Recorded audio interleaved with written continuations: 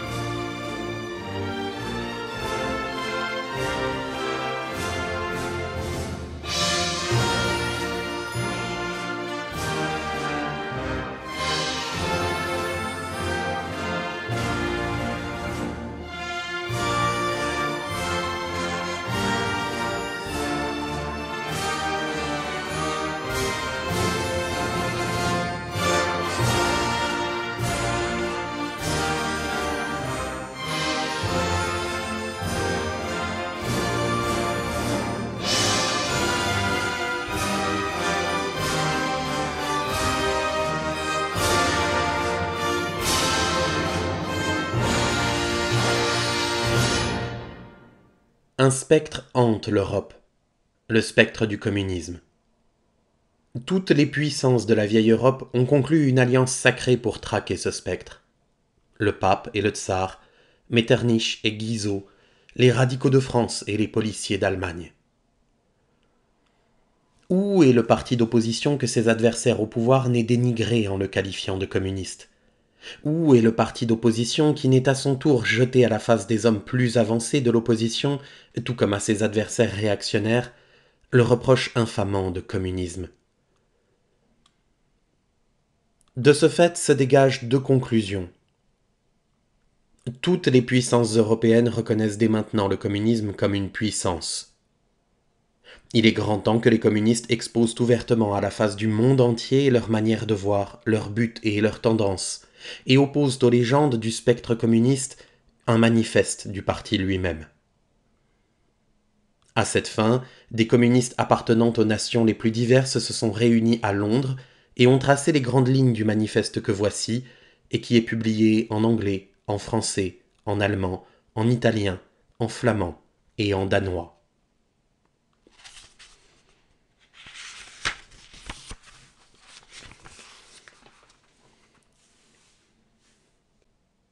Première section.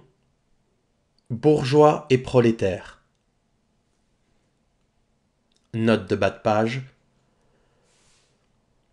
On entend par bourgeoisie la classe des capitalistes modernes qui sont propriétaires des moyens sociaux de production et emploient du travail salarié. On entend par prolétaire la classe des ouvriers salariés modernes qui, ne possédant en propre aucun moyen de production, en sont réduits à vendre leur force de travail pour pouvoir vivre.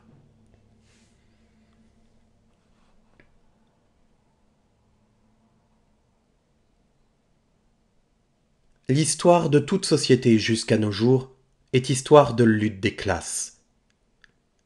Hommes libres et esclaves, patriciens et plébéiens, barons et serfs, maîtres d'un corps de métier et compagnons, bref, oppresseurs et opprimés, ont été en opposition constante.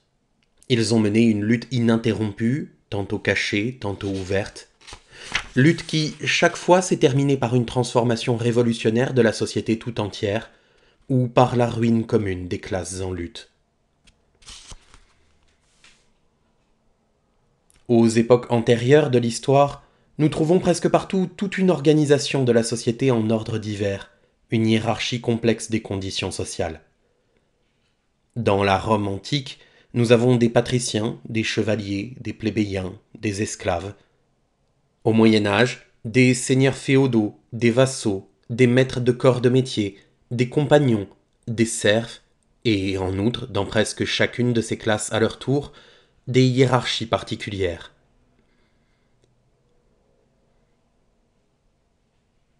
La société bourgeoise moderne, issue de la ruine de la société féodale, n'a pas aboli les oppositions de classe. Elle n'a fait que substituer aux anciennes des classes nouvelles, des conditions d'oppression nouvelles, de nouvelles formes de lutte. Notre époque, l'époque de la bourgeoisie, a cependant pour signe distinctif qu'elle a simplifié les oppositions de classe. La société entière se scinde de plus en plus en deux grands camps hostiles, en deux grandes classes qui se font directement face, la bourgeoisie et le prolétariat. Des serfs du Moyen Âge sont issus les bourgeois hors les murs des premières villes. De ces citoyens habitant en dehors des enceintes sont sortis les premiers éléments de la bourgeoisie. La découverte de l'Amérique, le tour du cap de Bonne-Espérance, ont ouvert à la bourgeoisie montante un champ d'action nouveau. Les marchés des Indes orientales et de la Chine, la colonisation de l'Amérique, le commerce avec les colonies, l'accroissement des moyens d'échange et des marchandises en général, ont donné au négoce, à la navigation, à l'industrie, un essor qu'ils n'avaient jamais connu, et entraîné du même coup le développement rapide de l'élément révolutionnaire dans la société féodale chancelante. La manière féodale ou corporative dont avait jusqu'alors fonctionné l'industrie ne suffisait plus à couvrir les besoins qui croissaient à mesure que s'ouvraient les marchés nouveaux. La manufacture s'y substitua. Le maître des corps de métier fut supplanté par la classe moyenne industrielle. La division du travail entre les différentes corporations céda la place à la division du travail au sein des divers ateliers. Mais les marchés grandissaient toujours, les besoins continuaient à s'accroître. La manufacture, à son tour, ne suffit plus. Alors, la vapeur et les machines révolutionnèrent la production industrielle. À la manufacture se substitua la grande industrie moderne. À la classe moyenne industrielle se substituèrent les millionnaires de l'industrie, les chefs d'armées industrielles entières, les bourgeois modernes. La grande industrie a créé le marché mondial, préparé par la découverte de l'Amérique. Le marché mondial a donné un immense développement au commerce, à la navigation, aux communications terrestres. Ce développement a réagi à son tour sur l'extension de l'industrie, et à mesure que l'industrie, le commerce, la navigation et les chemins de fer prenaient de l'extension, la bourgeoisie se développait, elle accroissait ses capitaux, elle rejetait à l'arrière-plan toutes les classes héritées du Moyen Âge. Nous voyons donc que la bourgeoisie moderne est elle-même le produit d'un long processus de développement, d'une série de bouleversements dans le mode de production et de circulation. Chacun de ces stades de développement de la bourgeoisie s'accompagna d'un progrès politique correspondant.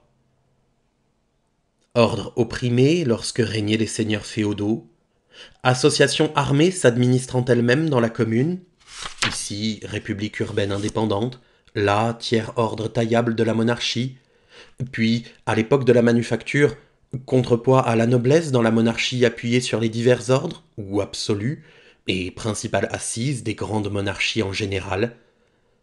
La bourgeoisie s'est enfin arrogée depuis la création de la grande industrie et du marché mondial, la suprématie politique exclusive dans l'État représentatif moderne. Les pouvoirs publics modernes ne sont qu'un comité qui administre les affaires communes de la classe bourgeoise tout entière. La bourgeoisie a joué dans l'histoire un rôle hautement révolutionnaire. Là où elle est arrivée au pouvoir, la bourgeoisie a détruit tous les rapports féodaux, patriarcaux, idylliques. Elle a impitoyablement déchiré la variété bariolée des liens féodaux qui unissaient l'homme à ses supérieurs naturels, et n'a laissé subsister d'autres liens entre l'homme et l'homme que l'intérêt tout nu, le dur paiement comptant. Elle a noyé dans les eaux glacées du calcul égoïste les frissons sacrés de l'exaltation religieuse, de l'enthousiasme chevaleresque, de la mélancolie sentimentale des petits bourgeois. Elle a dissous la dignité personnelle dans la valeur d'échange et substitué aux innombrables libertés reconnues par lettres patentes et chèrement acquises la seule liberté sans scrupule du commerce. En un mot, elle a substitué à l'exploitation que voilaient les illusions religieuses et politiques l'exploitation ouverte, cynique, directe et toute crue. La bourgeoisie a dépouillé de leur auréole toutes les activités tenues jusqu'ici pour vénérables et considérées avec une piété mêlée de crainte. Elle a transformé le médecin, le juriste, le prêtre, le poète, l'homme de science en salariés à ses gages. La bourgeoisie a arraché aux relations familiales leur voile sentimental attendrissant et les a ramenés à un pur rapport d'argent. La bourgeoisie a révélé comment la manifestation de la force brutale, que la réaction admire tant dans le Moyen Âge, trouvait son complément approprié dans la fainéantise la plus crasse. Elle a été la première à montrer ce dont est capable l'activité des hommes. Elle a accompli de tout autres merveilles que les pyramides d'Égypte, les aqueducs romains et les cathédrales gothiques. Elle a réalisé de tout autres expéditions que les grandes invasions et les croisades. La bourgeoisie ne peut exister sans révolutionner en permanence les instruments de production, donc les conditions de la production, donc l'ensemble des rapports sociaux. Le maintien sans changement de l'ancien mode de production était au contraire la condition d'existence première de toutes les classes industrielles antérieures. Le bouleversement constant de la production, l'ébranlement incessant de toutes les conditions sociales, l'insécurité et l'agitation perpétuelle distinguent l'époque bourgeoise de toutes les époques antérieures. Tous les rapports bien établis, figés par la rouille avec leur cortège d'idées et de conceptions surannées et vénérables, sont dissous. Tous les rapports nouveaux tombent en désuétude avant d'avoir pu se scléroser. Toute hiérarchie sociale et tout ordre établi se volatilisent. Tout ce qui est sacré est profané, et les hommes sont enfin contraints de considérer d'un œil froid leur position dans la vie, leurs relations mutuelles. Pressée par le besoin de débouchés toujours plus étendus pour ses produits, la bourgeoisie se répand sur la terre entière. Il faut qu'elle s'implante partout, s'installe partout, établisse partout des relations. Par l'exploitation du marché mondial, la bourgeoisie a donné une tournure cosmopolite à la production et à la consommation de tous les pays. Au grand regret des réactionnaires, elle a sapé sous les pieds de l'industrie sa base nationale. Les antiques industries nationales ont été anéanties et continuent à l'être chaque jour. Elles sont évincées par des industries nouvelles dont l'introduction devient une question de vie ou de mort pour toutes les nations civilisées. Des industries qui ne transforment plus des matières premières du pays, mais des matières premières en provenance des zones les plus reculées et dont les produits sont consommés non seulement dans le pays même, mais dans toutes les parties du monde à la fois. Les anciens besoins que satisfaisaient les produits nationaux sont remplacés par des besoins nouveaux qui exigent pour leur satisfaction les produits des contrées et des climats les plus lointains. L'ancien isolement de localités et de nations qui se suffisaient à elles-mêmes fait place à des relations universelles, à une interdépendance universelle des nations. Et ce qui est vrai de la production matérielle l'est tout autant de la production intellectuelle. Les produits de l'esprit des diverses nations deviennent bien communs. L'exclusivisme et l'étroitesse nationaux deviennent de plus en plus impossibles, et de la multiplicité des littératures nationales et locales naît une littérature mondiale.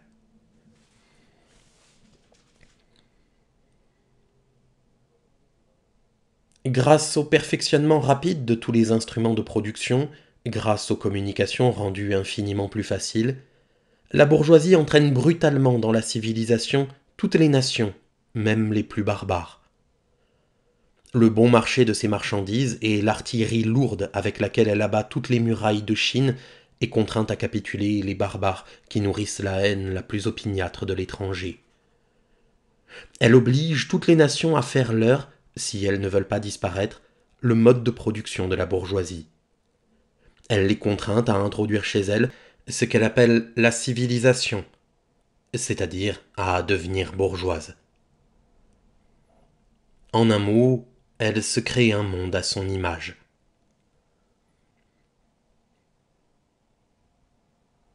La bourgeoisie a soumis la campagne à la domination de la ville.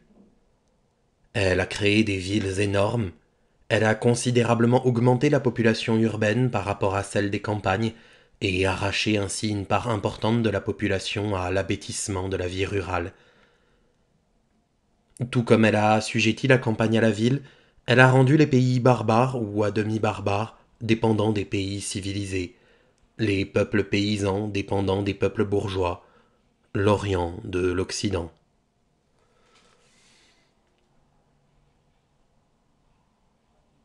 La bourgeoisie supprime de plus en plus l'éparpillement des moyens de production, de la propriété et de la population. Elle a aggloméré la population, centralisé les moyens de production et concentré la propriété en un petit nombre de mains. La conséquence nécessaire a été la centralisation politique. Des provinces indépendantes, tout juste liées par des alliances, ayant des intérêts, des lois, des gouvernements et des systèmes douaniers différents, ont été concentrées en une nation unique, avec un gouvernement unique, une législation unique, un seul intérêt national de classe, une seule frontière douanière.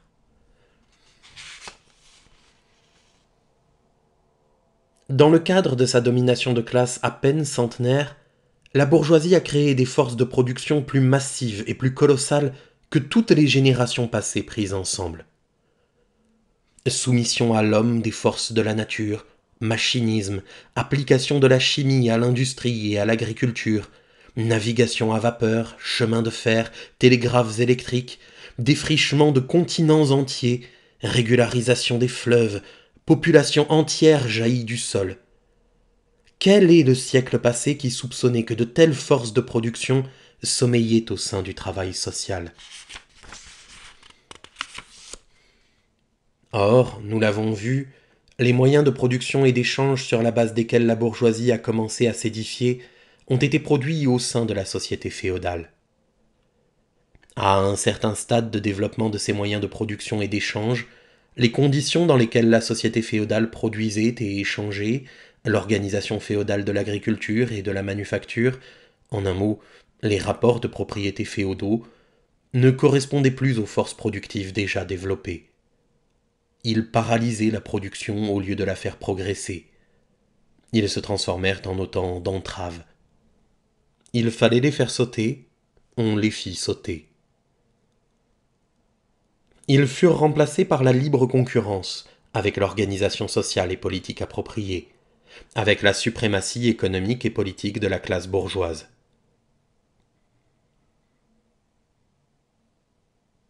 Nous voyons s'opérer sous nos yeux un mouvement analogue. Les conditions bourgeoises de production et d'échange, les rapports bourgeois de propriété, la société bourgeoise moderne qui a fait jaillir comme par enchantement des moyens de production et d'échange aussi prodigieux, ressemble au sorcier qui n'est plus capable de maîtriser les puissances infernales qu'il a invoquées. Depuis des dizaines d'années, l'histoire de l'industrie et du commerce n'est plus que l'histoire de la révolte des forces productives modernes contre les rapports modernes de production, contre les rapports de propriété qui conditionnent l'existence de la bourgeoisie et de sa suprématie. Il suffit de citer les crises commerciales qui, revenant périodiquement, remettent en question et menacent de plus en plus l'existence de la société bourgeoise tout entière. Chaque crise anéantit régulièrement une grande partie non seulement des produits existants, mais même des forces productives déjà créées. Avec les crises, éclate une épidémie sociale qui serait apparue à toutes les époques antérieures comme une absurdité, l'épidémie de la surproduction. La société se trouve brusquement ramenée à un état de barbarie momentanée. On dirait qu'une famine, une guerre générale d'anéantissement lui ont coupé tous les moyens de subsistance. L'industrie, le commerce semblent anéantis. Et pourquoi ? Parce qu'elle possède trop de civilisation, trop de moyens de subsistance, trop d'industrie, trop de commerce. Les forces productives dont elle dispose ne servent plus à faire progresser la civilisation bourgeoise et les rapports de propriété bourgeois. Au contraire, elles sont devenues trop puissantes pour ces rapports, elles sont entravées par eux. Et dès qu'elles surmontent cet obstacle, elles désorganisent toute la société bourgeoise, elles mettent l'existence de la propriété bourgeoise en péril. Les conditions bourgeoises sont devenues trop étroites pour contenir la richesse qu'elles ont produite. Par quels moyens la bourgeoisie surmonte-t-elle les crises ? D'une part en imposant la destruction d'une masse de forces productives, d'autre part en conquérant de nouveaux marchés et en exploitant plus à fond les anciens. Par quels moyens donc ? En ouvrant la voie à des crises plus étendues et plus violentes, et en diminuant les moyens de les prévenir. Les armes dont la bourgeoisie s'est servie pour abattre la féodalité se tournent maintenant contre la bourgeoisie elle-même.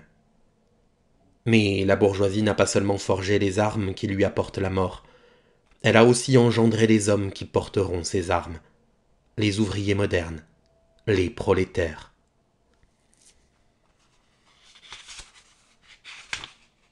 Dans la mesure même où se développe la bourgeoisie, c'est-à-dire le capital, se développe le prolétariat, la classe des ouvriers modernes qui ne vivent que tant qu'ils trouvent du travail et qui n'en trouvent que tant que leur travail augmente le capital. Ces ouvriers, obligés de se vendre par portions successives, sont une marchandise comme tout autre article du commerce, et sont donc exposés de la même manière à tous les aléas de la concurrence, à toutes les fluctuations du marché. L'extension du machinisme et la division du travail ont fait perdre au travail des prolétaires tout caractère indépendant, et par suite tout attrait pour l'ouvrier. Celui-ci n'est plus qu'un accessoire de la machine, et l'on n'exige de lui que le geste le plus simple, le plus monotone, le plus facile à apprendre. Les frais qu'occasionne l'ouvrier se limitent donc à peu près uniquement aux moyens de subsistance dont il a besoin pour son entretien et la reproduction de sa race. Or, le prix d'une marchandise, donc aussi du travail, est égal à ses frais de production. En conséquence, à mesure que le travail devient plus répugnant, le salaire baisse. Plus encore, à mesure que s'accroissent le machinisme et la division du travail, la masse du travail grandit aussi, soit par l'augmentation des heures de travail, soit par l'augmentation du travail exigé dans un temps donné, par l'accélération de la marche des machines, etc. L'industrie moderne a transformé le petit atelier du maître artisan patriarcal en la grande usine du capitaliste industriel. Des masses d'ouvriers concentrés dans la fabrique sont organisés militairement. Simples soldats de l'industrie, ils sont placés sous la surveillance d'une hiérarchie complète de sous-officiers et d'officiers. Ils ne sont pas seulement des esclaves de la classe bourgeoise, de l'État bourgeois. Ils sont chaque jour et à chaque heure asservis par la machine, par le surveillant, et avant tout par le fabricant bourgeois individuel lui-même. Ce despotisme est d'autant plus mesquin, odieux, exaspérant, qu'il proclame plus ouvertement le profit comme sa fin ultime. Moins le travail manuel exige d'habileté et de force, c'est-à-dire plus l'industrie moderne se développe, plus le travail des hommes est supplanté par celui des femmes. Les différences de sexe et d'âge n'ont plus aucune valeur sociale pour la classe ouvrière. Il n'y a plus que des instruments de travail dont le coût diffère selon l'âge et le sexe. Une fois terminée son exploitation par le fabricant, en ce sens qu'on lui a compté son salaire, l'ouvrier voit fondre sur lui les autres membres de la bourgeoisie, le propriétaire, le boutiquier, le prêteur sur gage, etc. Les anciennes petites classes moyennes, petits industriels, petits commerçants, petits rentiers, artisans et paysans, toutes ces classes tombent dans le prolétariat, soit que leur petit capital ne suffit pas pour pratiquer la grande industrie et succombe à la concurrence des capitalistes mieux pourvus, soit que leur habileté soit dépréciée par des méthodes de production nouvelles. Aussi, le prolétariat se recrute-t-il dans toutes les classes de la population.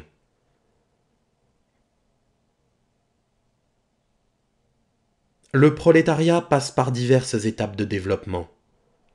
Sa lutte contre la bourgeoisie commence avec son existence même. Au début, la lutte est engagée par les ouvriers isolés, puis par les ouvriers d'une usine, puis par les ouvriers d'une branche d'activité dans une localité, et contre le bourgeois individuel qui les exploite directement. Ils dirigent leurs attaques non seulement contre les rapports bourgeois de production, ils les dirigent contre les instruments de production eux-mêmes. Ils détruisent les marchandises étrangères qui leur font concurrence, ils brisent les machines, ils mettent le feu aux usines, ils cherchent à se reconquérir la position disparue de l'ouvrier du Moyen Âge. À ce stade, les ouvriers constituent une masse disséminée à travers tout le pays et émiettée par la concurrence. S'il leur arrive de former une masse cohérente, ce n'est pas encore là le résultat de leur propre union, mais de celle de la bourgeoisie qui, pour atteindre ses fins politiques propres, doit mobiliser le prolétariat tout entier et est encore pour un temps capable de le faire. À ce stade, les prolétaires ne combattent donc pas leurs propres ennemis, mais les ennemis de leurs ennemis, les restes de la monarchie absolue, les propriétaires fonciers, les bourgeois qui ne pratiquent pas l'industrie, les petits bourgeois. De la sorte, tout le mouvement historique est concentré entre les mains de la bourgeoisie. Chaque victoire remportée dans ces conditions est une victoire de la bourgeoisie. Mais avec le développement de l'industrie, le prolétariat ne fait pas que s'accroître. Il est concentré en masse plus considérable. Sa force grandit et il en prend plus conscience. Les intérêts, les conditions d'existence au sein du prolétariat tendent à devenir les mêmes à mesure que les machines effacent de plus en plus les différences dans le travail et réduisent presque partout le salaire à un niveau également bas. La concurrence croissante des bourgeois entre eux et les crises commerciales qui en résultent rendent de plus en plus instable le salaire des ouvriers. Le perfectionnement constant et de plus en plus rapide des machines rend toute leur situation de plus en plus précaire. Les conflits individuels entre ouvriers et bourgeois revêtent de plus en plus le caractère de conflits entre deux classes. Les ouvriers commencent par former des coalitions contre les bourgeois. Ils s'associent pour défendre leurs salaires. Ils fondent même des associations permanentes pour être pourvus en cas de révoltes éventuelles. Par endroits, la lutte éclate en émeute. Il arrive que les ouvriers l'emportent, mais ce n'est qu'une victoire passagère. Le résultat véritable de leur lutte n'est pas le succès immédiat, mais l'expansion grandissante de leur union. Elle est stimulée par la croissance des moyens de communication que crée la grande industrie et qui permettent aux ouvriers des différentes localités d'entrer en contact. Or, il suffit de cette liaison pour centraliser les multiples luttes locales ayant partout le même caractère en une lutte nationale, en une lutte de classe. Cependant, toute lutte de classe est une lutte politique. Et l'union qui a demandé des siècles aux bourgeois du Moyen Âge avec leurs chemins vicinaux, les prolétaires modernes la réalisent en quelques années grâce au chemin de fer. Cette organisation des prolétaires en classe, et par suite en parti politique, La concurrence entre les ouvriers eux-mêmes la détruit à chaque instant. Mais elle ne cesse de renaître plus forte, plus solide, plus puissante. Utilisant les divisions internes de la bourgeoisie, elle impose la reconnaissance légale de certains intérêts des ouvriers. Ainsi, le Bill des 10 heures en Angleterre. Les conflits de la vieille société, en général, font progresser de bien des manières le développement du prolétariat. La bourgeoisie se trouve engagée dans une lutte continuelle, contre l'aristocratie au début, plus tard contre les éléments de la bourgeoisie elle-même dont les intérêts entrent en contradiction avec les progrès de l'industrie, en permanence contre la bourgeoisie de tous les pays étrangers. Dans toutes ces luttes, elle se voit obligée de faire appel au prolétariat, d'avoir recours à son aide et de l'entraîner ainsi dans le mouvement politique. Elle procure donc elle-même au prolétariat les linéaments de sa propre culture, c'est-à-dire des armes contre elle-même. En outre, nous l'avons vu, le progrès de l'industrie précipite dans le prolétariat des portions entières de la classe dominante, ou du moins menace leurs conditions de vie. Elles aussi apportent au prolétariat une masse d'éléments formateurs. Enfin, en des temps où la lutte de classe approche de la crise décisive, le processus de désagrégation au sein de la classe dominante, au sein de toute l'ancienne société, revêt un caractère si violent, si cru, qu'une petite partie de la classe dominante se désolidarise d'elle et rejoint la classe révolutionnaire, la classe qui porte en ses mains l'avenir. Donc, tout comme jadis une partie de la noblesse a passé à la bourgeoisie, une partie de la bourgeoisie passe maintenant au prolétariat, et en particulier une partie des idéologues bourgeois qui se sont haussés jusqu'à l'intelligence théorique de l'ensemble du mouvement historique.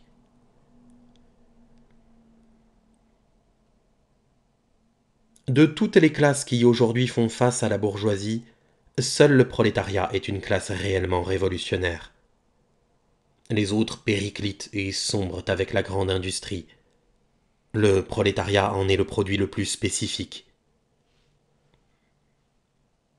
Les classes moyennes, le petit industriel, le petit commerçant, l'artisan, le paysan, tous combattent la bourgeoisie pour sauver de la ruine leur existence de classe moyenne.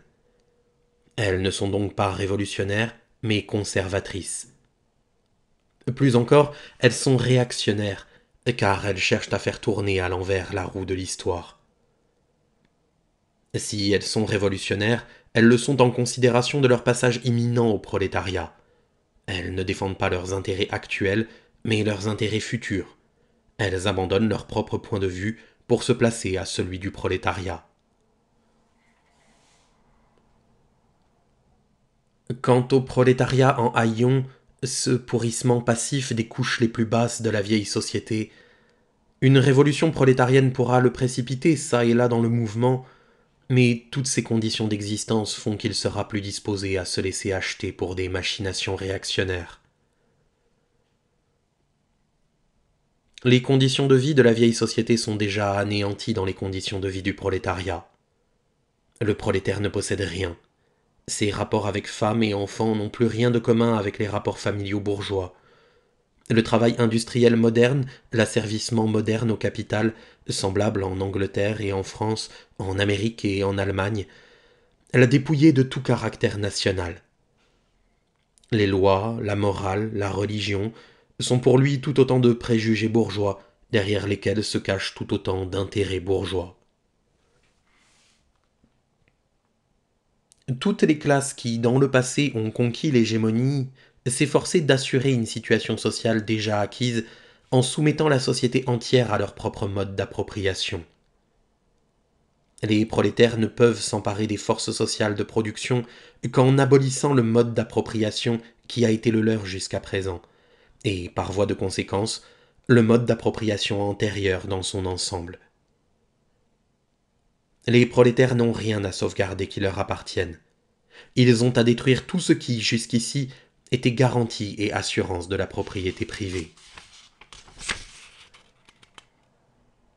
Tous les mouvements du passé étaient des mouvements de minorité ou dans l'intérêt de minorité. Le mouvement du prolétariat est le mouvement autonome de l'immense majorité dans l'intérêt de l'immense majorité.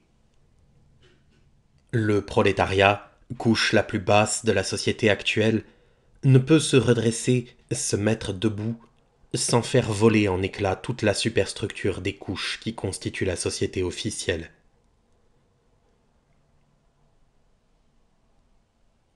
Bien qu'elle ne le soit pas dans son contenu, la lutte du prolétariat contre la bourgeoisie est, par sa forme, d'abord une lutte nationale. Le prolétariat de chaque pays doit naturellement en finir d'abord avec sa propre bourgeoisie. En retraçant les phases les plus générales du développement du prolétariat, nous avons suivi la guerre civile plus ou moins larvée dans le sein de la société existante, jusqu'au point où elle éclate en une révolution ouverte et où le prolétariat fonde sa domination en renversant par la violence la bourgeoisie. Toute société jusqu'à nos jours reposait, nous l'avons vu, sur l'opposition entre classes d'oppresseurs et classes opprimées. Mais pour pouvoir opprimer une classe, il faut lui assurer des conditions au sein desquelles elle puisse au moins subvenir à son existence asservie. Sous le régime du servage, le serf s'est haussé au rang de membre de la commune, tout comme sous le joug de l'absolutisme féodal, le petit bourgeois a accédé à la bourgeoisie. L'ouvrier moderne, au contraire, au lieu de s'élever avec le progrès de l'industrie, tombe de plus en plus au-dessous des conditions de sa propre classe. L'ouvrier se transforme en indigent, et le paupérisme se développe encore plus vite que la population et la richesse. Cela révèle au grand jour que la bourgeoisie est incapable de demeurer plus longtemps la classe dominante de la société et de lui imposer comme règle impérative les conditions d'existence de sa classe. Elle est incapable de régner, car elle est incapable d'assurer l'existence de son esclave même au sein de son esclavage, car elle est contrainte de le laisser déchoir à un point où elle doit le nourrir au lieu qu'il la nourrisse. La société ne peut plus vivre sous son régime. Autrement dit, l'existence de la bourgeoisie n'est plus compatible avec la société. La condition la plus essentielle de l'existence et de la domination de la classe bourgeoise est l'accumulation de la richesse entre les mains de particuliers, la formation et l'accroissement du capital. La condition du capital est le salariat. Le salariat repose exclusivement sur la concurrence des ouvriers entre eux. Le progrès de l'industrie, dont la bourgeoisie et l'agent veulent et sans résistance, substitue à l'isolement des ouvriers par la concurrence leur union révolutionnaire par l'association. Le développement de la grande industrie sape donc sous les pieds de la bourgeoisie la base même sur laquelle elle produit et s'approprie les produits. La bourgeoisie produit avant tout ses propres fossoyeurs. Sa chute et la victoire du prolétariat sont également inéluctables.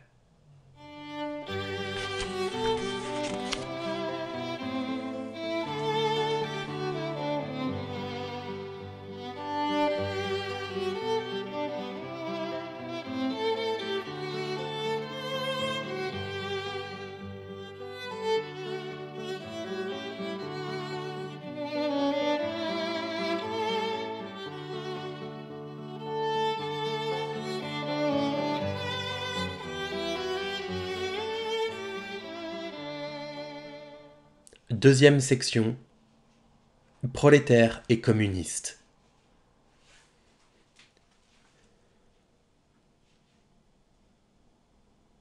Quels sont les rapports des communistes avec les prolétaires en général ?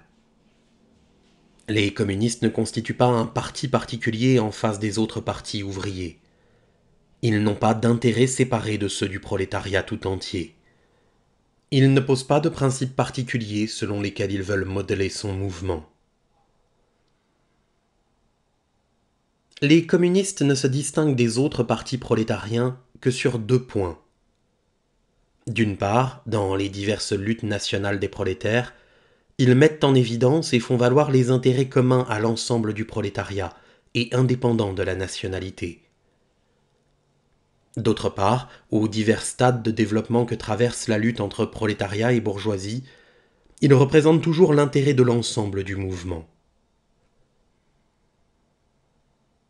Les communistes sont donc dans la pratique la partie la plus résolue des partis ouvriers de tous les pays, celle qui ne cesse d'entraîner les autres. Sur le plan de la théorie, ils ont sur le reste de la masse du prolétariat l'avantage de comprendre clairement les conditions, la marche et les résultats généraux du mouvement prolétarien.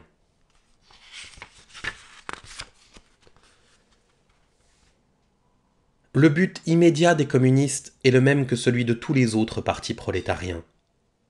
Constitution du prolétariat en classe, renversement de la domination de la bourgeoisie, conquête du pouvoir politique par le prolétariat. Les propositions théoriques des communistes ne reposent nullement sur des idées, sur des principes inventés ou découverts par tel ou tel utopiste. Elles ne sont que l'expression générale de rapports effectifs d'une lutte de classe qui existe, d'un mouvement historique qui s'opère sous nos yeux. L'abolition de rapports de propriété antérieurs n'est pas quelque chose qui caractérise en propre le communisme. Tous les rapports de propriété ont subi dans l'histoire un changement constant, une transformation continuelle. La Révolution française, par exemple, a aboli la propriété féodale au profit de la propriété bourgeoise. Et ce qui distingue le communisme, ce n'est pas l'abolition de la propriété en général, mais l'abolition de la propriété bourgeoise. Or, la propriété privée bourgeoise moderne est l'expression dernière et la plus achevée de la production et de l'appropriation des produits reposant sur des oppositions de classe, sur l'exploitation des uns par les autres. En ce sens, les communistes peuvent résumer leur théorie en cette seule expression: abolition de la propriété privée.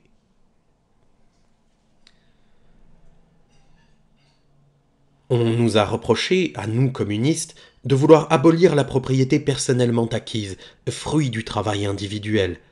La propriété qui, dit-on, constitue le fondement de toute liberté, de toute activité, de toute indépendance personnelle.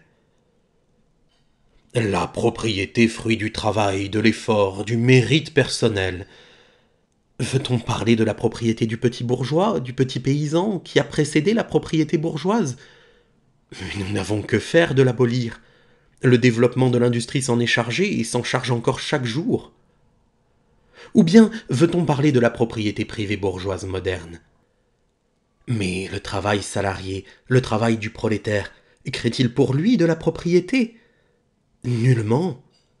Il crée le capital, c'est-à-dire la propriété qui exploite le travail salarié, et ne peut se développer qu'à la condition de créer encore et encore du travail salarié pour l'exploiter de nouveau. Sous sa forme actuelle, la propriété privée a pour base l'opposition du capital et du travail salarié. Examinons les deux termes de cette opposition. Être capitaliste ne signifie pas seulement occuper une position purement personnelle dans la production, mais une position sociale. Le capital est un produit collectif et ne peut être mis en mouvement que par une activité commune de nombreux membres de la société, voire en dernière analyse que par l'activité commune de tous les membres de la société. Le capital n'est donc pas une puissance personnelle, il est une puissance sociale. Si donc le capital est transformé en une puissance collective appartenant à tous les membres de la société, ce n'est pas une propriété personnelle qui se transforme en propriété sociale, c'est seulement le caractère social de la propriété qui se transforme. Il perd son caractère de classe. Venons-en au travail salarié. Le prix moyen du travail salarié est le minimum du salaire, c'est-à-dire la somme des moyens de subsistance nécessaires pour maintenir en vie l'ouvrier en tant qu'ouvrier. Ce que l'ouvrier salarié s'approprie donc par son activité est tout juste suffisant pour reproduire sa pure et simple existence. Nous ne voulons nullement abolir cette appropriation personnelle des produits du travail nécessaires à la reproduction de la vie quotidienne, une appropriation qui ne laisse aucun profit net susceptible de conférer un pouvoir sur le travail d'autrui. Nous voulons seulement abolir le caractère pitoyable de cette appropriation qui fait que l'ouvrier ne vit que pour accroître le capital et ne vit qu'autant que l'exige l'intérêt de la classe dominante. Dans la société bourgeoise, le travail vivant n'est qu'un moyen d'accroître le travail accumulé. Dans la société communiste, le travail accumulé n'est qu'un moyen pour élargir, enrichir, faire progresser la vie des ouvriers. Dans la société bourgeoise, le passé règne donc sur le présent. Dans la société communiste, le présent règne sur le passé. Dans la société bourgeoise, le capital possède une indépendance et un caractère personnel, tandis que l'individu actif n'a ni indépendance ni personnalité. Et c'est l'abolition de cette situation que la bourgeoisie appelle l'abolition de la personnalité et de la liberté. Elle a raison. Il s'agit en effet d'abolir la personnalité, l'indépendance et la liberté bourgeoise. Par liberté, on entend dans le cadre des actuels rapports de production bourgeois la liberté du commerce, la liberté d'acheter et de vendre. Mais si le trafic disparaît, la liberté de trafiquer disparaît aussi. Les discours ronflants sur la liberté de trafiquer, comme toutes les autres forfanteries de notre bourgeoisie sur la liberté, n'ont somme toute de sens que par opposition au trafic entravé, aux bourgeois asservis du Moyen-Âge. Ils n'en ont plus vis-à-vis de l'abolition par les communistes du trafic, des rapports de production bourgeois et de la bourgeoisie elle-même. Vous vous indignez que nous voulions abolir la propriété privée, mais dans votre société actuelle, la propriété privée est abolie pour les 9/10 de ses membres. Si elle existe, c'est précisément qu'elle n'existe pas pour 9/10. Vous nous reprochez donc de vouloir abolir une propriété qui suppose comme condition nécessaire l'absence de propriété pour l'immense majorité de la société. En bref, vous nous reprochez de vouloir supprimer votre propriété. De fait, c'est bien ce que nous voulons. Dès l'instant où le travail ne peut plus être transformé en capital, en argent, en rente foncière, bref, en une puissance sociale susceptible d'être monopolisée, en d'autres termes, dès l'instant où la propriété personnelle ne peut plus se convertir en propriété bourgeoise, dès cet instant, vous déclarez que ce serait la disparition de la personne. Vous avouez donc que, par personne, vous n'entendez rien d'autre que le bourgeois, le propriétaire bourgeois. Or, cette personne-là, il faut assurément la supprimer. Le communisme n'ôte à personne le pouvoir de s'approprier des produits sociaux. Il n'ôte que le pouvoir de s'assujettir le travail d'autrui grâce à cette appropriation. On a objecté que l'abolition de la propriété privée signifierait la cessation de toute activité et l'instauration d'une paresse générale. S'il en était ainsi, la société bourgeoise devrait avoir depuis longtemps péri de paresse, car dans cette société, ceux qui travaillent ne gagnent pas, et ceux qui gagnent ne travaillent pas. Toute cette objection aboutit à cette tautologie qu'il n'y a plus de travail salarié dès qu'il n'y a plus de capital. Tous les arguments invoqués contre le mode communiste d'appropriation et de production des produits matériels ont été également étendus à l'appropriation et à la production des produits de l'esprit. Tout comme, pour le bourgeois, la fin de la propriété de classe signifie la fin de la production elle-même, la fin de la culture de classe s'identifie à ses yeux avec la fin de toute culture. La culture dont il déplore la perte est pour l'immense majorité un dressage qui en fait des machines. Mais ne chicanez pas avec nous en mesurant l'abolition de la propriété bourgeoise à l'aune de vos idées bourgeoises de liberté, de culture, de droit, etc. Vos idées elles-mêmes sont des produits des rapports bourgeois de production et de propriété, comme votre droit n'est que la volonté de votre classe érigée en loi, volonté dont le contenu est donné dans les conditions matérielles d'existence de votre classe. La conception intéressée qui vous fait transformer en loi éternelle de la nature et de la raison vos rapports de production et de propriété alors qu'ils sont historiques et que le cours de la production les rend caducs, vous la partagez avec toutes les classes dominantes disparues. Ce que vous comprenez pour la propriété antique, ce que vous comprenez pour la propriété féodale, il semble que vous ne puissiez le concevoir pour la propriété bourgeoise. Abolition de la famille. Même les radicaux les plus avancés s'indignent de cet infâme dessein des communistes. Quelle est la base de la famille actuelle, de la famille bourgeoise? Le capital, le gain individuel. Pleinement développée, elle n'existe que pour la bourgeoisie. Mais elle a pour contrepartie la privation de famille imposée aux prolétaires et la prostitution publique. La famille du bourgeois cesse naturellement d'exister en même temps que son complément, et tous deux disparaissent en même temps que le capital. Nous reprochez-vous de vouloir abolir l'exploitation des enfants par leurs parents? Nous avouons ce crime. Mais dites-vous, nous supprimons les liens les plus doux en substituant à l'éducation par la famille l'éducation par la société. Mais votre éducation elle-même n'est-elle pas déterminée aussi par la société? Par les rapports sociaux au sein desquels elle se fait? Par l'ingérence plus ou moins directe de la société par le canal de l'école, etc. L'action de la société sur l'éducation n'est pas une invention des communistes. Ils changent seulement son caractère. Ils arrachent l'éducation à l'influence de la classe dominante. Les boniments de la bourgeoisie sur la famille et l'éducation, sur la douceur des liens entre parents et enfants, deviennent d'autant plus écœurants que la grande industrie déchire de plus en plus tous les liens familiaux pour les prolétaires et que les enfants sont transformés en simples articles de commerce et en instruments de travail. Mais vous, communistes, vous voulez introduire la communauté des femmes, nous lance en chœur toute la bourgeoisie. Le bourgeois ne voit dans sa femme qu'un instrument de production. Il entend dire que les instruments de production seront exploités en commun, et ne peut naturellement imaginer pour les femmes d'autre sort que d'être également mises en commun. Il ne soupçonne pas qu'il s'agit précisément de supprimer la condition de simples instruments de production qui est celle des femmes.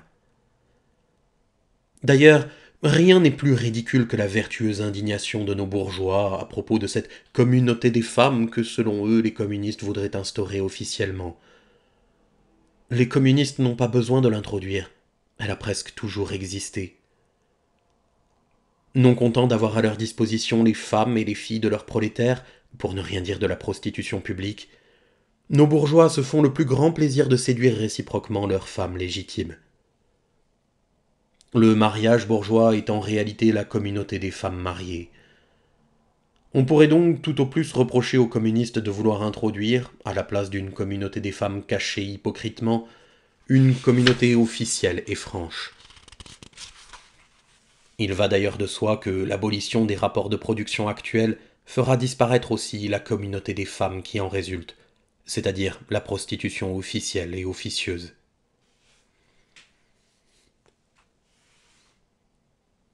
On a, en outre, reproché aux communistes de vouloir abolir la patrie, la nationalité.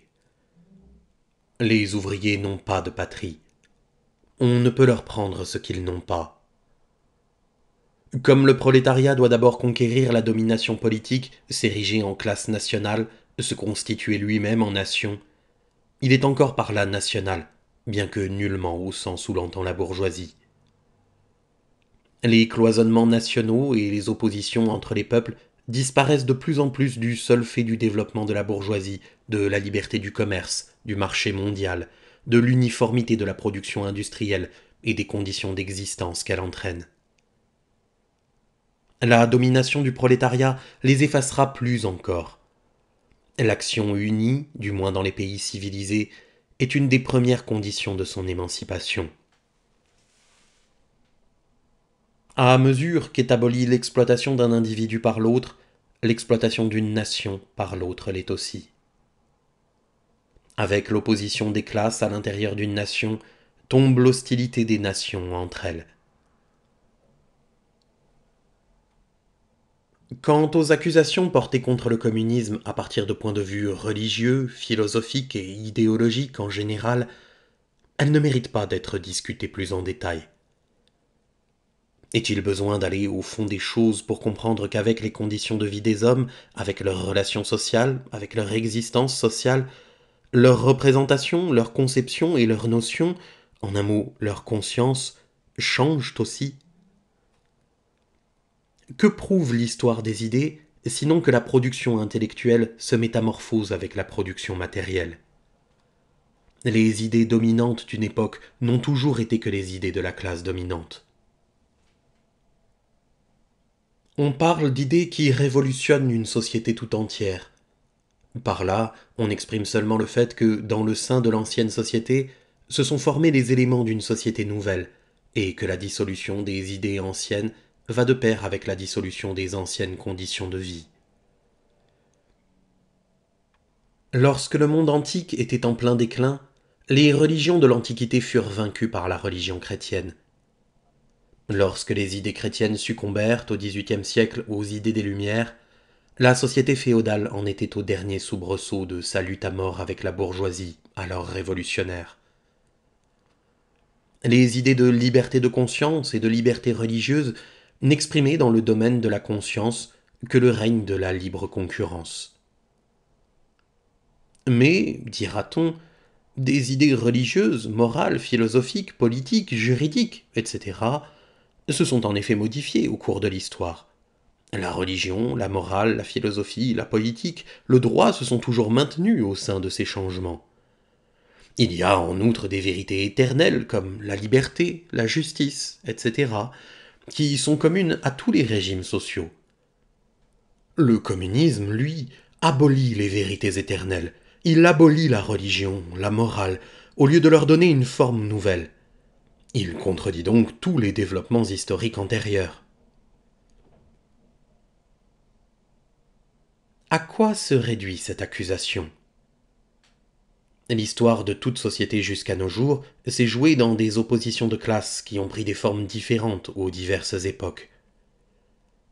Mais quelle que soit la forme qu'elles aient revêtue, l'exploitation d'une partie de la société par l'autre est un fait commun à tous les siècles passés.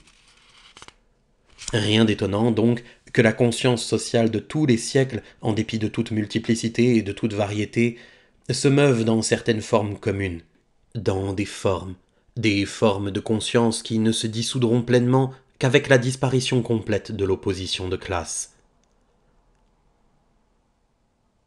La révolution communiste est la rupture la plus radicale avec les rapports de propriété traditionnels. Rien d'étonnant à ce que la marche de son développement entraîne la rupture la plus radicale avec les idées traditionnelles.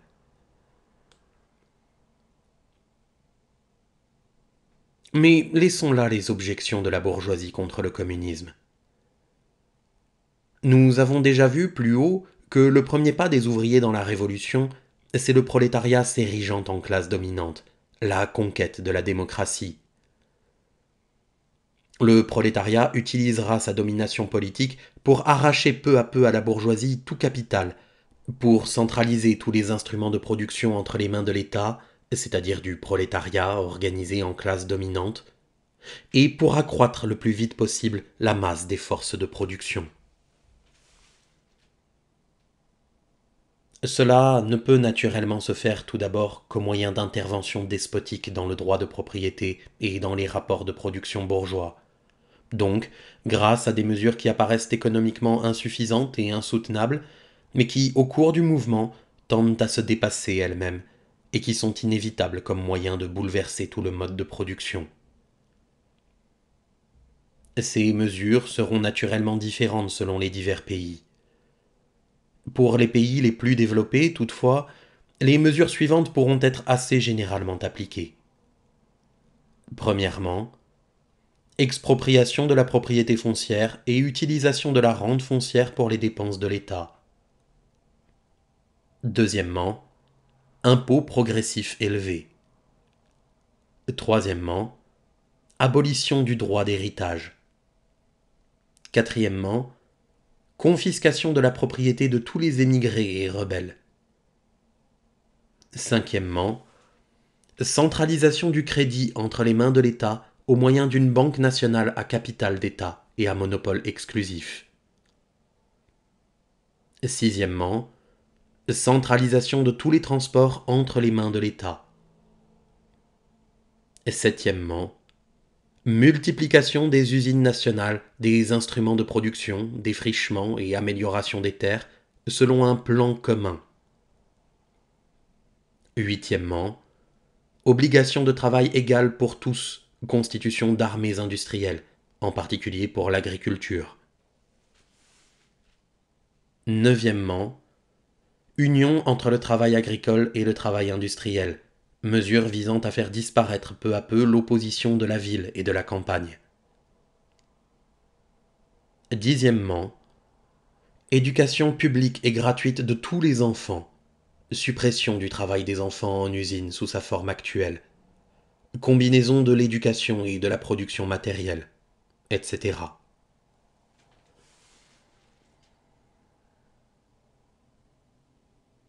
Une fois que les différences de classe auront disparu au cours du développement et que toute la production sera concentrée entre les mains des individus associés, les pouvoirs publics perdront leur caractère politique. Le pouvoir politique au sens propre est le pouvoir organisé d'une classe pour l'oppression d'une autre. Lorsque, dans la lutte contre la bourgeoisie, le prolétariat s'unit nécessairement en une classe, qu'il s'érige en classe dirigeante par une révolution et que, classe dirigeante, il abolit par la violence les anciens rapports de production, il abolit du même coup les conditions d'existence de l'opposition de classe, des classes en général, et par suite, sa propre domination de classe.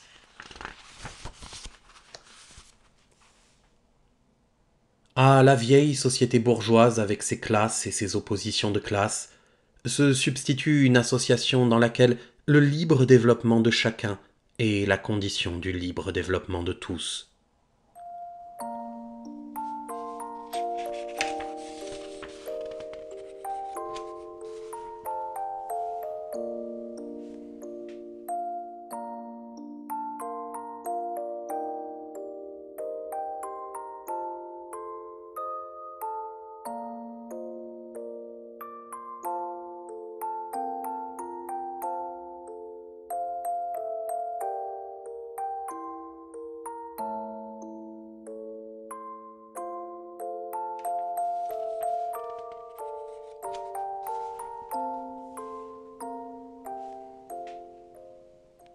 Troisième section. Littérature socialiste et communiste. Petit 1. Le socialisme réactionnaire. Petit a. Le socialisme féodal.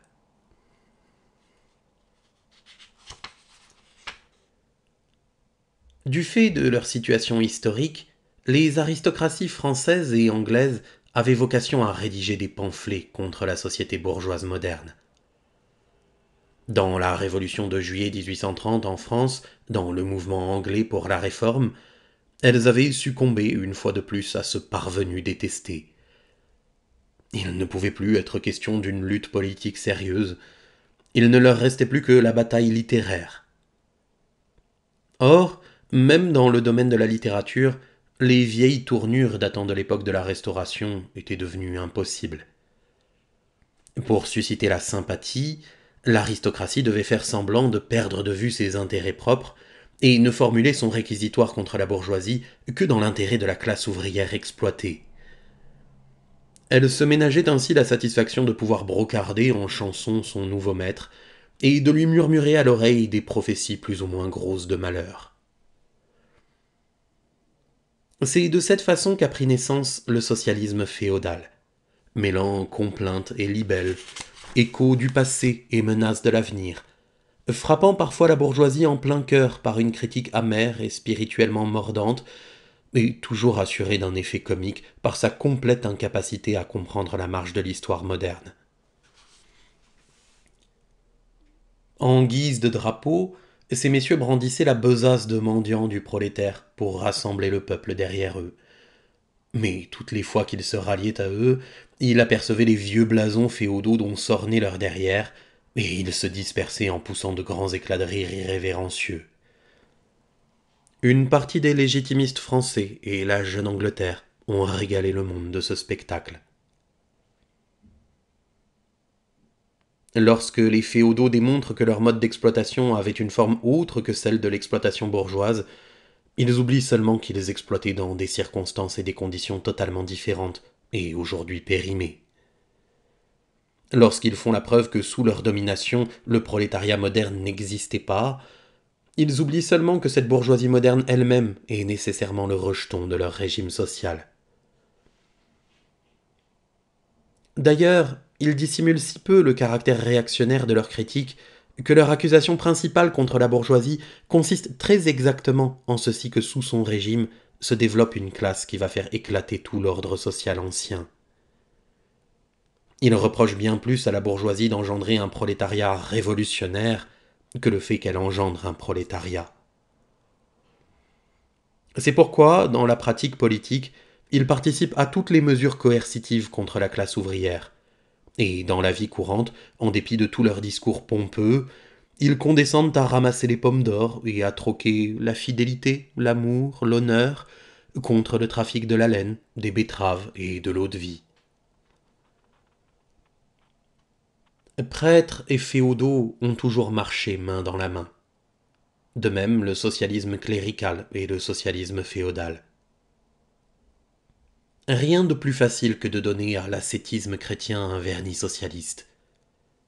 Le christianisme ne s'est-il pas déchaîné aussi contre la propriété privée, le mariage, l'État? N'a-t-il pas prêché à leur place la charité et la mendicité, le célibat et la mortification de la chair, la vie monastique et l'Église? Le socialisme chrétien n'est que l'eau bénite avec laquelle le prêtre consacre le dépit de l'aristocrate.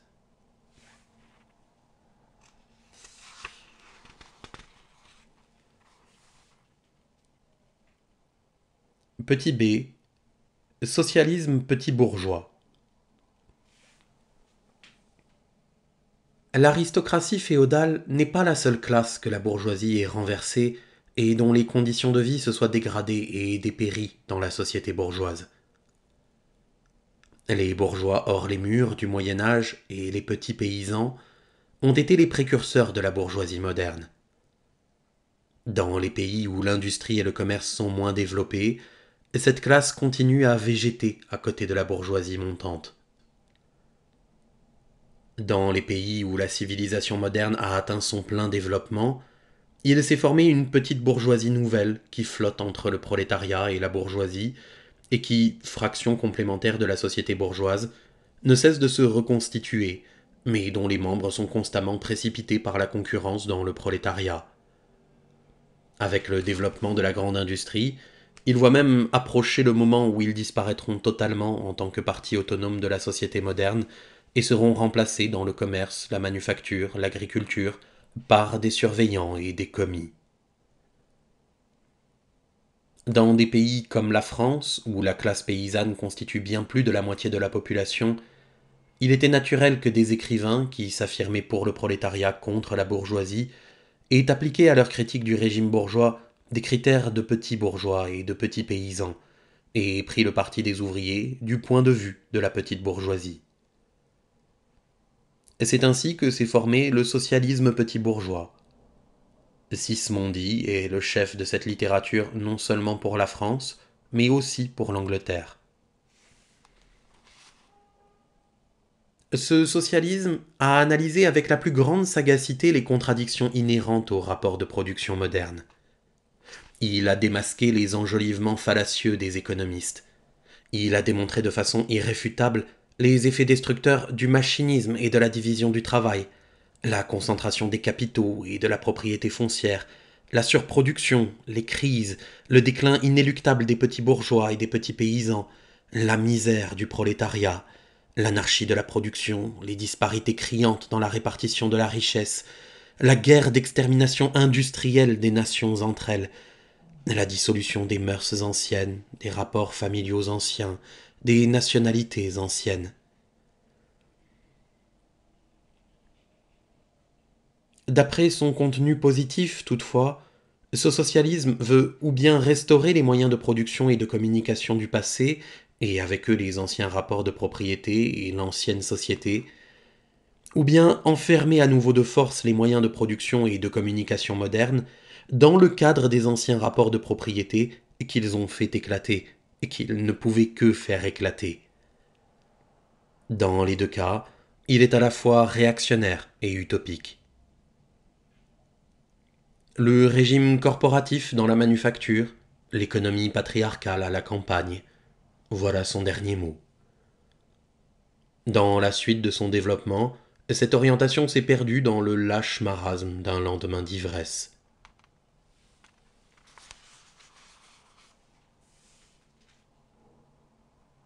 Petit c, le socialisme allemand, ou socialisme vrai. La littérature socialiste et communiste française, qui est née sous le régime oppressif d'une bourgeoisie dominante et constitue l'expression littéraire de la lutte contre cette domination, fut introduite en Allemagne à une époque où la bourgeoisie entamait justement sa lutte contre l'absolutisme féodal.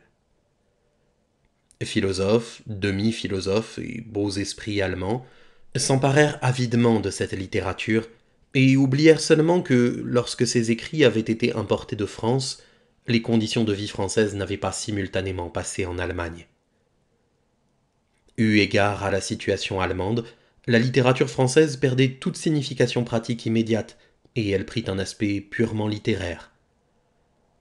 Elle devait nécessairement apparaître comme une spéculation oiseuse sur la société vraie, sur la réalisation de l'essence humaine. Ainsi, pour les philosophes allemands du XVIIIe siècle, les revendications de la première Révolution française n'avaient que le sens de revendication de la raison pratique en général, et les expressions de la volonté de la bourgeoisie française révolutionnaire signifiaient à leurs yeux les lois de la volonté pure, de la volonté telle qu'elle doit être, de la volonté vraiment humaine. Les littérateurs allemands s'occupèrent exclusivement de mettre les idées françaises nouvelles en accord avec leur vieille conscience philosophique, ou plutôt de faire leurs les idées françaises en partant de leur point de vue philosophique. Ils se les approprièrent de la même façon qu'on le fait somme toute d'une langue étrangère, en traduisant. On sait comment les moines ont recouvert les manuscrits où étaient consignées les œuvres classiques de l'Antiquité païenne d'insipides histoires de saints catholiques. Les littérateurs allemands procédèrent à l'inverse avec la littérature française profane. Ils glissèrent leurs sottises philosophiques derrière l'original français. Par exemple, derrière la critique française des rapports d'argent, ils glissèrent aliénation de l'essence humaine. Derrière la critique française de l'État bourgeois, ils glissèrent abolition du règne de l'universel abstrait, etc. Cette substitution de leur phraséologie philosophique au développement français, ils la baptisèrent philosophie de l'action, socialisme vrai, science allemande du socialisme, fondement philosophique du socialisme, etc. De la sorte, la littérature socialiste et communiste française fut châtrée en bonne et due forme.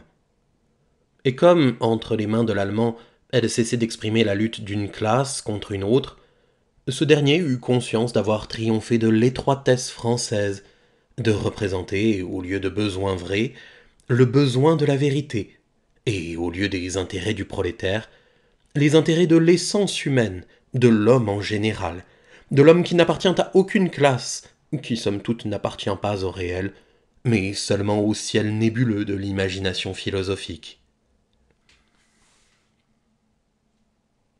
Cependant, ce socialisme allemand qui prenait si solennellement au sérieux ses maladroits exercices d'écolier et les claironnait avec tant de charlatanisme, perdit peu à peu son innocence pédantesque. La lutte de la bourgeoisie en Allemagne et surtout en Prusse contre les féodaux et la monarchie absolue, bref, le mouvement libéral, prit un tour plus sérieux. De la sorte, l'occasion souhaitée s'offrait au socialisme vrai de dresser face au mouvement politique les revendications socialistes, de lancer les anathèmes traditionnels contre le libéralisme, l'État représentatif, la concurrence bourgeoise, la liberté de la presse et le droit bourgeois, la liberté et l'égalité bourgeoise, et de prêcher aux masses populaires qu'elles n'avaient rien à gagner dans ce mouvement bourgeois, mais au contraire tout à perdre. Le socialisme allemand oubliait à point nommé que la critique française, dont il était le fade écho, suppose la société bourgeoise moderne, avec les conditions de vie matérielles correspondantes et la constitution politique appropriée, toute chose qu'il s'agissait d'abord de conquérir en Allemagne. Pour les gouvernements absolus d'Allemagne, avec leur escorte de prêtres, de maîtres d'école, de nobliaux et de bureaucratie, ce socialisme venait à point pour servir d'épouvantail contre les aspirations menaçantes de la bourgeoisie. Il fut le morceau de sucre qui compensa l'amère potion des coups de fouet et des balles de fusil avec lesquels ces mêmes gouvernements traitaient les insurrections des ouvriers allemands. Si le socialisme vrai est devenu de la sorte aux mains des gouvernements une arme contre la bourgeoisie allemande, il représentait aussi directement un intérêt réactionnaire, l'intérêt des petits bourgeois bornés d'Allemagne.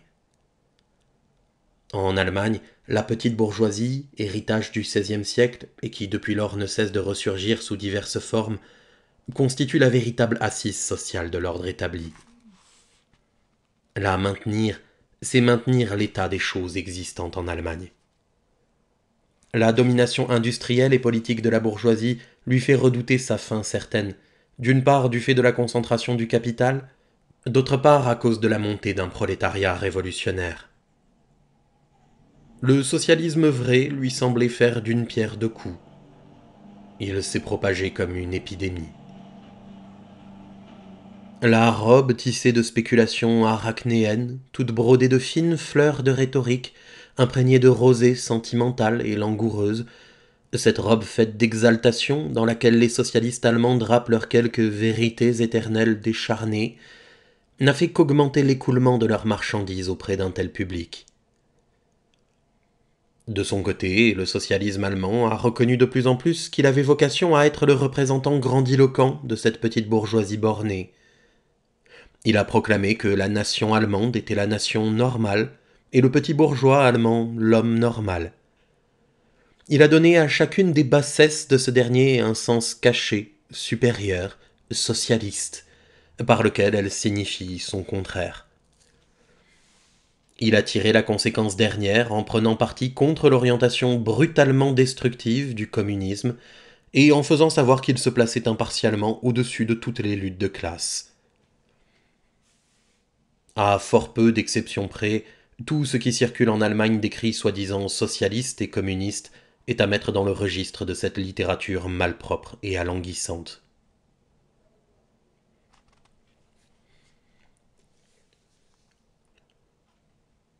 Petit 2. Le socialisme conservateur ou bourgeois.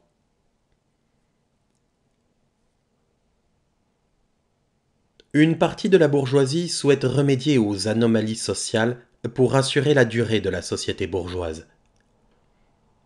Ici se rangent des économistes, des philanthropes, des humanitaires, des gens qui veulent améliorer la situation des classes travailleuses, organiser la charité, abolir la cruauté envers les animaux, des fondateurs d'associations de tempérance, des réformateurs véreux du genre le plus disparate.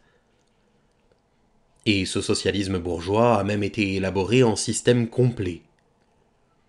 Nous citerons comme exemple la philosophie de la misère de Proudhon. Les bourgeois socialistes veulent les conditions de vie de la société moderne sans les luttes et les dangers qui en résultent nécessairement.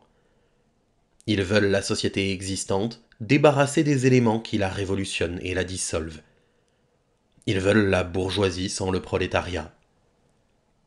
La bourgeoisie se représente naturellement le monde où elle règne comme le meilleur. Le socialisme bourgeois élabore cette représentation consolante en divers systèmes plus ou moins complets. Lorsqu'il invite le prolétariat à faire passer ces systèmes dans la réalité pour entrer dans la nouvelle Jérusalem, il ne réclame au fond qu'une chose, qu'il s'en tienne à la société actuelle, mais qu'il se défasse des représentations haineuses qu'il en a. Une seconde forme, moins systématique et plus pratique de ce socialisme, a cherché à dégoûter la classe ouvrière de tout mouvement révolutionnaire en lui démontrant que ce n'est pas tel ou tel changement politique, mais seulement celui des conditions matérielles de vie, des rapports économiques, qui peut lui être de quelque profit. Or, par changement des conditions matérielles de vie, ce socialisme n'entend nullement l'abolition des rapports de production bourgeois, laquelle n'est possible que par la voie révolutionnaire, mais des améliorations administratives qui s'opèrent sur la base de ces rapports de production, ne changent donc rien au rapport du capital et du salariat, mais, dans le meilleur des cas, diminuent pour la bourgeoisie les frais de sa domination et simplifient son budget public. Le socialisme bourgeois n'atteint son expression adéquate qu'au moment où il devient une simple figure rhétorique. Liberté du commerce, dans l'intérêt de la classe travailleuse. Droit protecteur, dans l'intérêt de la classe travailleuse. Prison cellulaire, dans l'intérêt de la classe travailleuse. Tel est le dernier mot du socialisme bourgeois, le seul qu'il prenne au sérieux. Son socialisme consiste précisément à affirmer que les bourgeois sont des bourgeois dans l'intérêt de la classe travailleuse.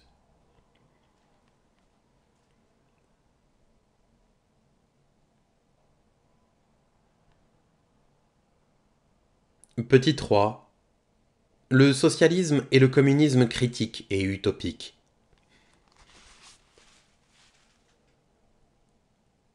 Nous ne parlerons pas ici des écrits qui, dans toutes les grandes révolutions modernes, ont exprimé les revendications du prolétariat, œuvres de Babeuf, etc.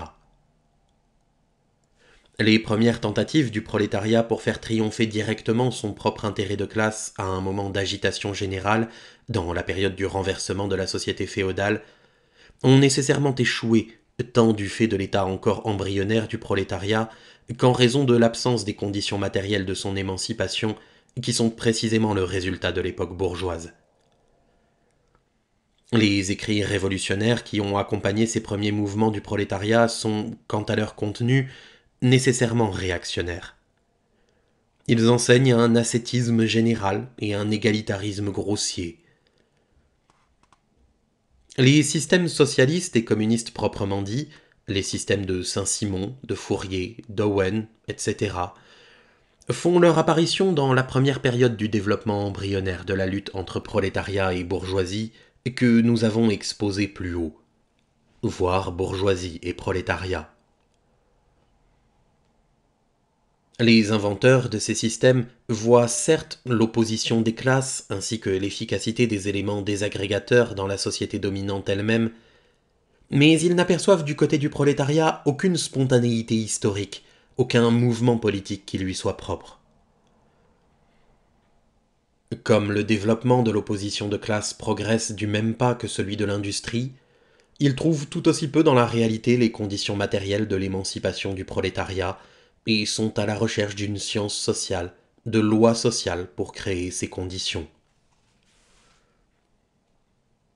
À l'activité sociale doit se substituer leur capacité d'invention personnelle, aux conditions historiques de l'émancipation, des conditions purement imaginaires, à l'organisation du prolétariat en classe qui s'opère progressivement, une organisation de la société combinée tout exprès.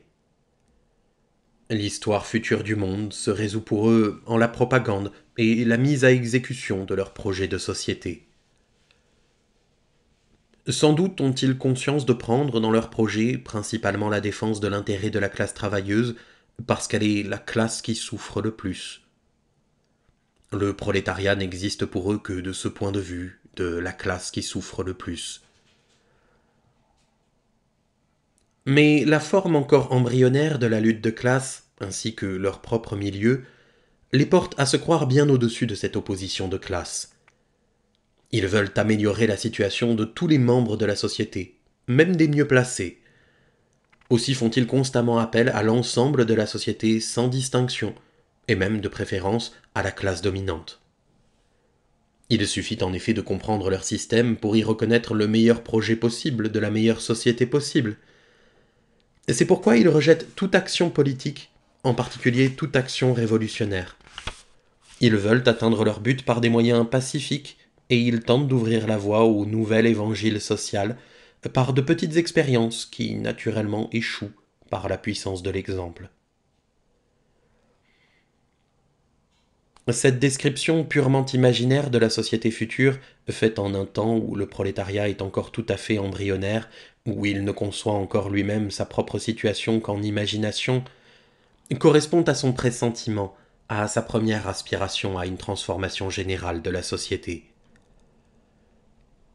Mais les écrits socialistes et communistes comportent aussi des éléments critiques. Ils attaquent tous les fondements de la société établie. C'est pourquoi ils ont fourni des matériaux extrêmement précieux pour éclairer les ouvriers.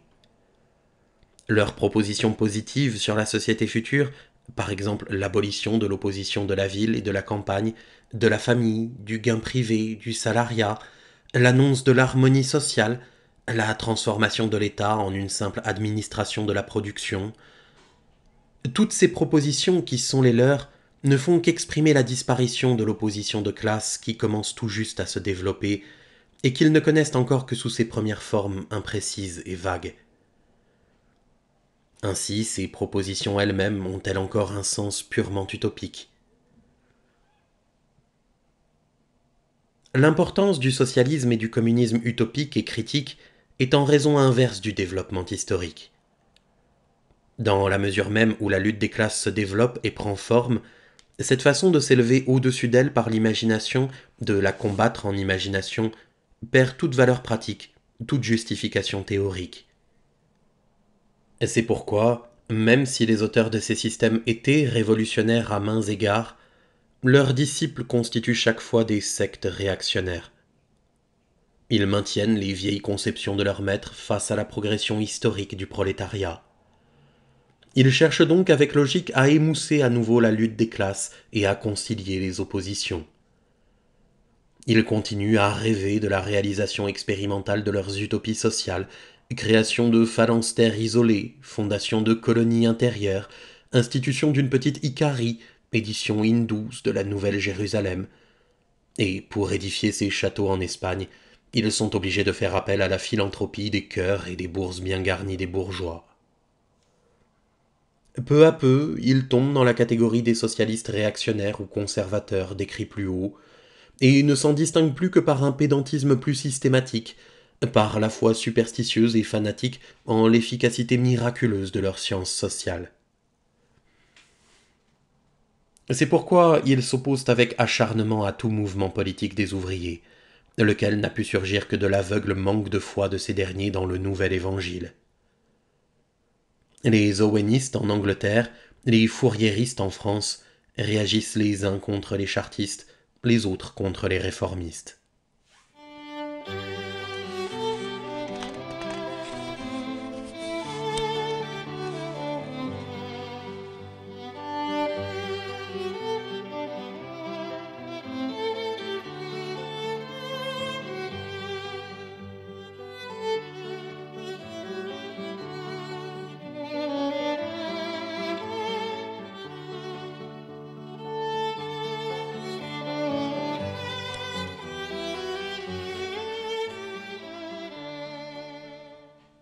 Quatrième section. Position des communistes à l'égard des divers partis d'opposition.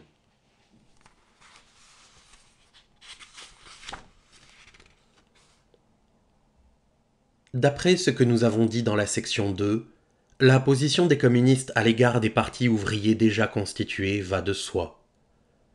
Ainsi leur position à l'égard des chartistes en Angleterre et des réformateurs agraires en Amérique.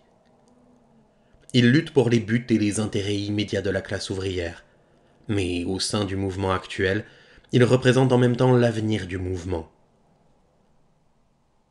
En France, les communistes se rangent aux côtés du Parti démocrate-socialiste dans la lutte contre la bourgeoisie conservatrice et radicale, sans abandonner pour autant le droit d'avoir une attitude critique à l'égard des phrases creuses et des illusions issues de la tradition révolutionnaire.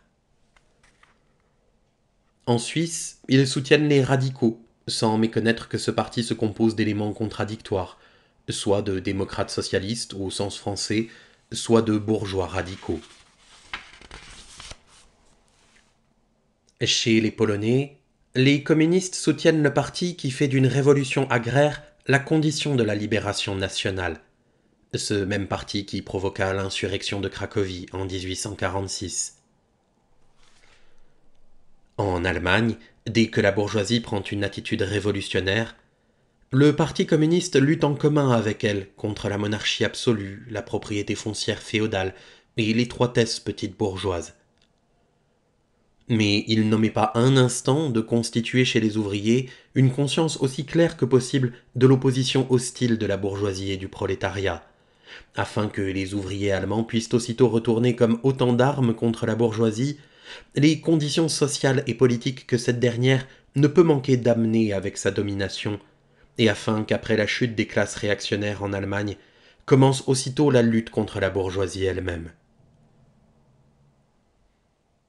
Les communistes tournent leur attention principale vers l'Allemagne parce qu'elle est à la veille d'une révolution bourgeoise, et qu'elle accomplit cette révolution dans des conditions plus avancées de la civilisation européenne en général, et avec un prolétariat bien plus développé que l'Angleterre au XVIIe et la France au XVIIIe siècle, en sorte que la révolution bourgeoise en Allemagne ne peut être que le prélude immédiat d'une révolution prolétarienne. En un mot, les communistes soutiennent partout tout mouvement révolutionnaire contre l'ordre social et politique établi. Dans tous ces mouvements, ils mettent en évidence comme le problème fondamental du mouvement la question de la propriété, quel que soit le degré de développement qu'elle ait pu atteindre. Les communistes, enfin, travaillent partout à l'union et à l'entente des partis démocratiques de tous les pays. Les communistes se refusent à dissimuler leurs opinions et leurs intentions. Ils déclarent ouvertement que leurs fins ne peuvent être atteintes que grâce au renversement par la violence de tout l'ordre social du passé. Que les classes dominantes tremblent devant une révolution communiste. Les prolétaires n'ont rien à y perdre que leur chaîne. Ils ont un monde à gagner. Prolétaires de tous les pays, unissez-vous. Debout les damnés de la terre, debout les forçats de la faim, la raison commence au cratère, c'est l'éruption de la faim. Du passé, faisons table rase, foule esclave, debout, debout. Le monde va changer de base, nous ne sommes rien, soyons doux. C'est la lutte finale, pour nous et demain. L'internationale sera le genre humain. C'est la lutte finale, pour nous et demain. L'internationale sera le genre humain. Il n'est pas de sauveur suprême, ni Dieu, ni César, ni tribun. Producteurs, sauvons-nous nous-mêmes, décrétons le salut commun, pour que le voleur rende gorge, pour tirer l'esprit du cachot. Soufflons nous-mêmes notre forge, battons le fer quand il est chaud. C'est la lutte finale, pour nous et demain. L'internationale sera le genre humain. C'est la lutte finale, pour nous et demain. L'internationale sera le genre humain. Ouvriers et paysans, nous sommes le grand parti des travailleurs. La terre n'appartient qu'aux hommes, loisir ira loger ailleurs. Combien de nos chiens se repaissent, mais si les corbeaux les